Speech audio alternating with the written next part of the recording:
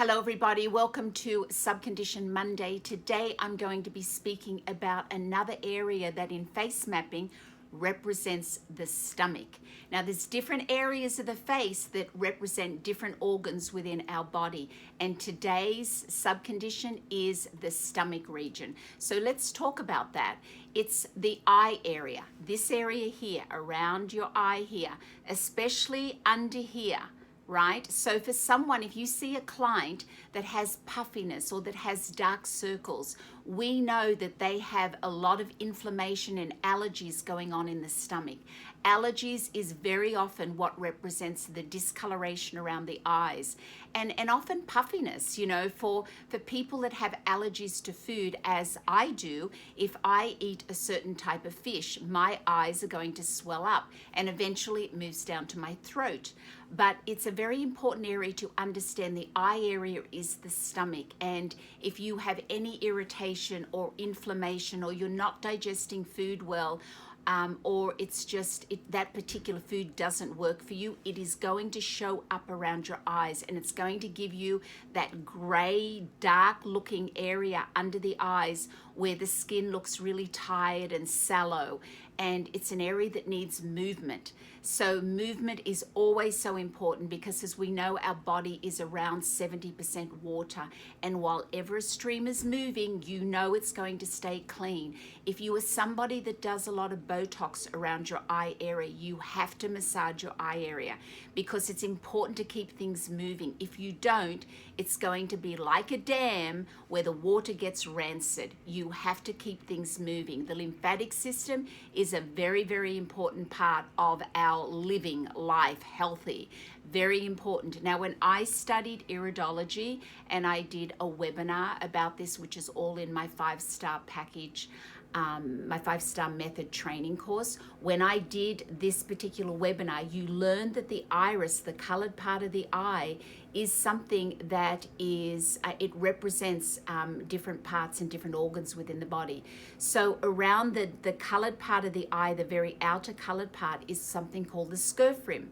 And around the scurf rim, if you look at the top half of that, which is the top half of the body, the top half of the iris, around the colored part of the iris, you're going to see sometimes on people, you see the circulation of that person, but you also see something with little cotton balls, which is, it looks like cotton balls, and they're called lymphatic rosaries.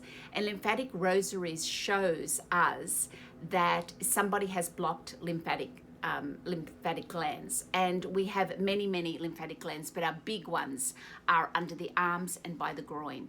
If you are somebody that has puffiness around your eye, you have to stimulate your lymphatic system, okay?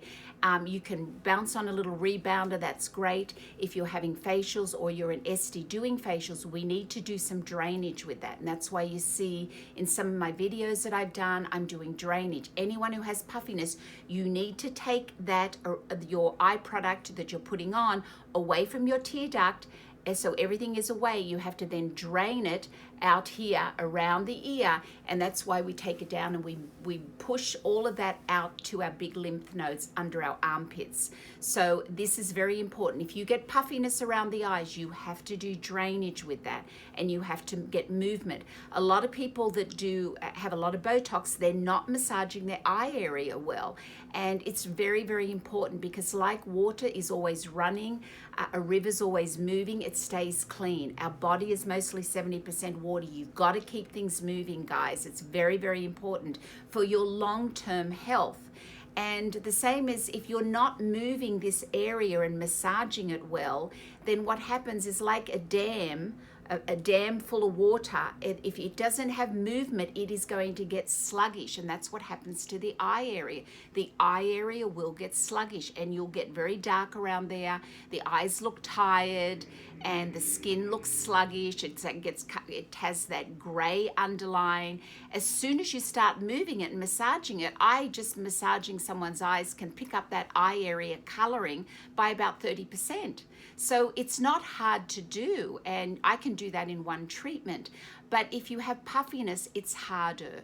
Darker circles is easier to get rid of than puffiness. Now, if you stretch the eye area here, the skin is very thin here. It's different, the skin around the eye, than it is on the face. So that's why an eye cream is designed for, it has smaller molecules. You've got to be very careful because you can't overnourish this delicate thin eye area, because if you do, you'll end up with things like milias, these little fatty white deposits. So you don't want to use anything too heavy, but you need to have something around that eye area twice a day. There should always be some type of moisturizer on your eye area. If you are puffy, you have to take it out this way. If you have dark circles, you have to massage it.